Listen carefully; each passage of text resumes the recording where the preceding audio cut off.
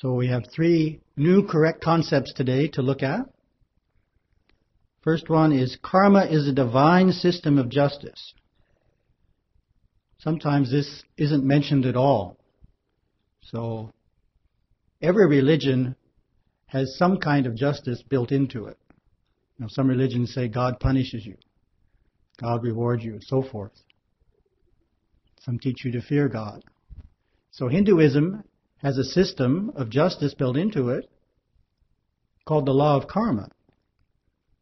So, in setting the whole system up, God put the law of karma in place as a system of justice. So He doesn't have to do anything anymore. It's a self-governing principle. He just put it in place. He put the law of gravity in place, this law in place, that law in place. When it comes to man's actions, He put in place the law of karma. Doesn't have to worry about it. He doesn't have to know what you did, punish you or reward you. It's all taken care of through the law of karma. It's a self-administrating system. It's in place, but it's divine. The point is divine. It was created by God on purpose. It's not just a fluke that there's a law of karma, but sometimes this isn't stressed enough, that it's there as part of the way God set up the universe. The law of karma is there for good reason. It helps us in many ways grow spiritually. So one of the aspects of this divine system is you can never get away with anything. You know, the child can get away with something because the parents don't know, right? The adult gets away with something because the police never find out. Law of karma, no way. Everything you do, every action you do creates a reaction. But it's not immediate. So you have the illusion that you've gotten away with something. Boy, nobody caught me. This is great. I'll do it again.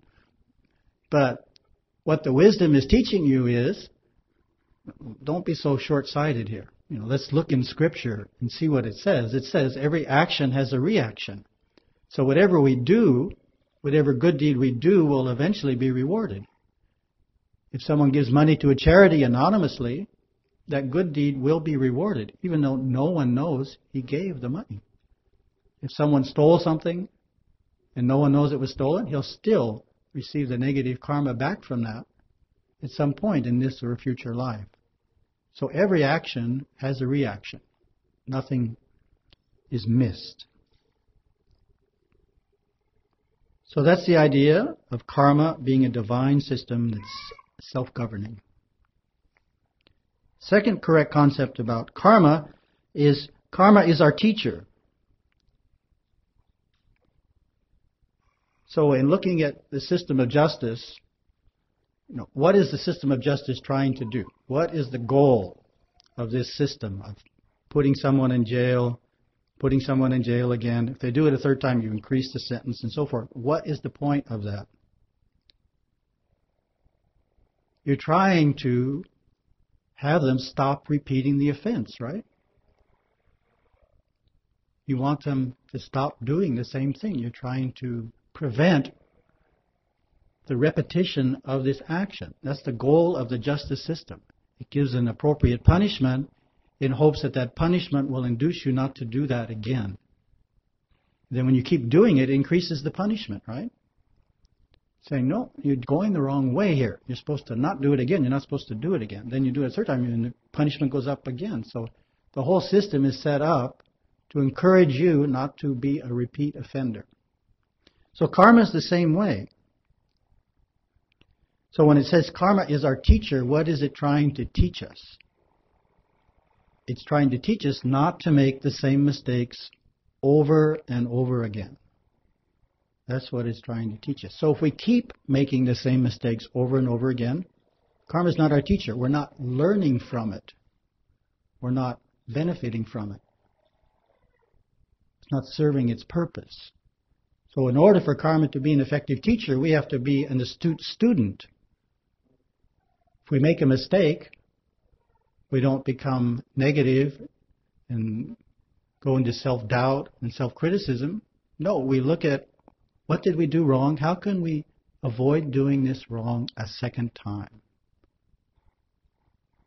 So that's the goal. We don't want to repeat the same mistake.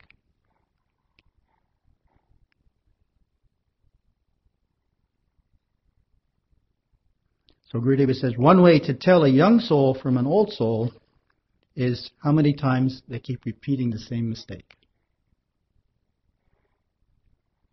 A young soul just keeps on repeating the mistake, not self-reflective. An old soul might just do something once and realize this didn't work out right. I'm not going to do that again. It just didn't feel right. It did not give the result I thought it would. It's unwise to do this again. So we've paraphrased Alexander Pope's statement. His statement was, to err is human, to forgive is divine, right? Heard that? So ours is,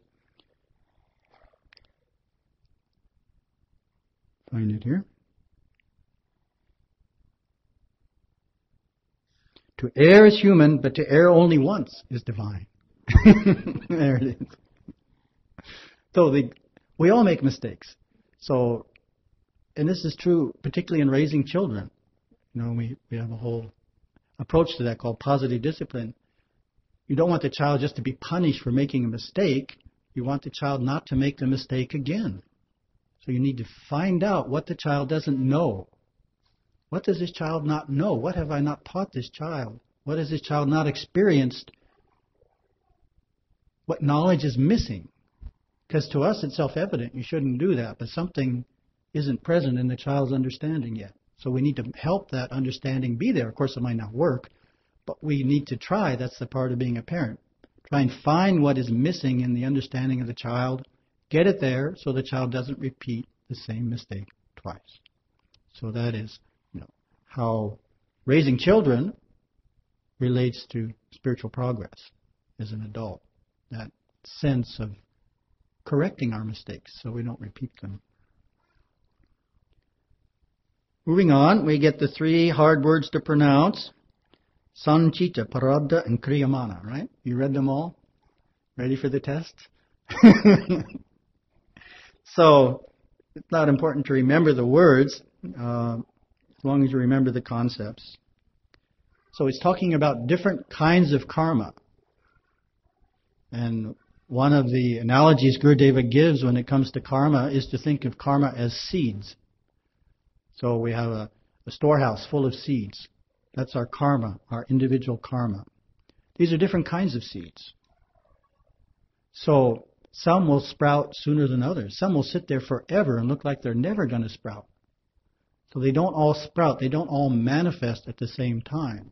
So sprouting means it's happening in your life.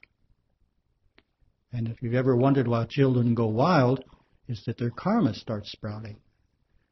At a certain age, all of a sudden, they've been pretty good up till then. All of a sudden their karmas start manifesting, they start sprouting, start expressing themselves, and the child's behavior changes drastically.